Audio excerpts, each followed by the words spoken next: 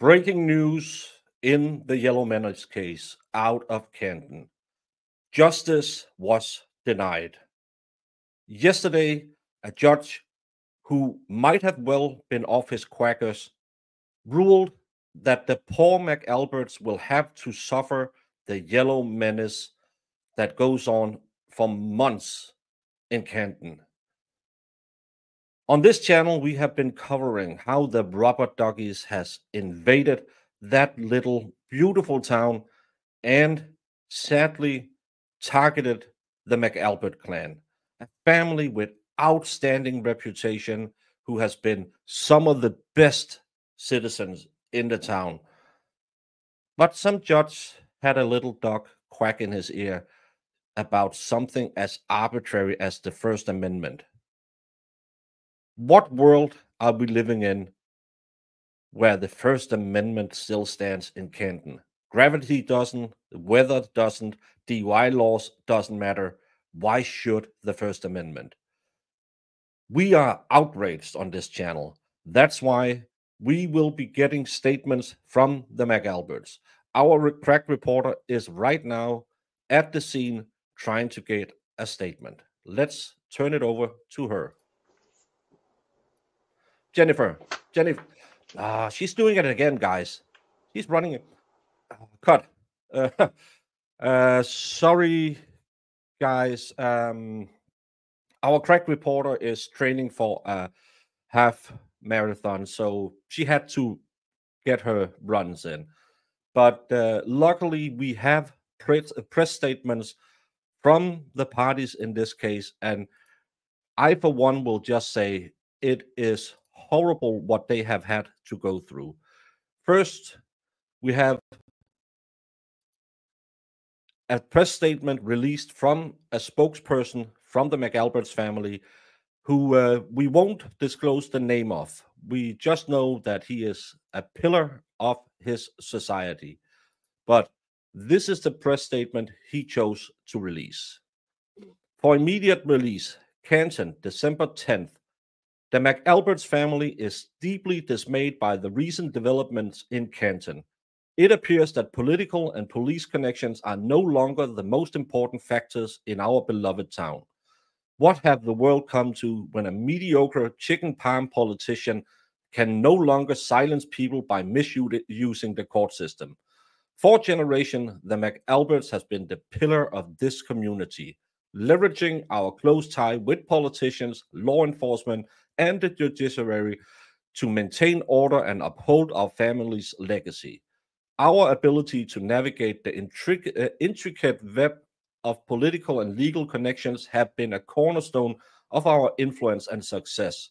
However, recent changes has undermined this time-honored tradition, leaving us questioning the very fabric of our society.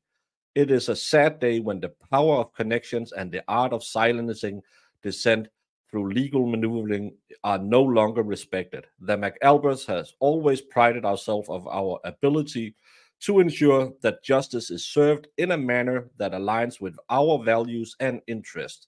We urge the citizens of Canton to reflect on these troubling times and consider the implication of a world where influence and connections are no longer paramount.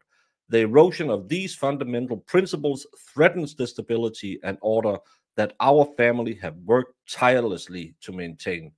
As we navigate this uncertain future, we remain committed to upholding the values that have defined the McAlberts for generations. We will continue to advocate for a return to the principle that has served our community so well, ensuring that the voice of those with the right connections are heard and respected. I, for one, fully stand behind that sentiment. What has the world come to if you no longer are able to use your connections with the police department, with the judiciary, or as a local politician, so you in some way can always get your way and get people silenced?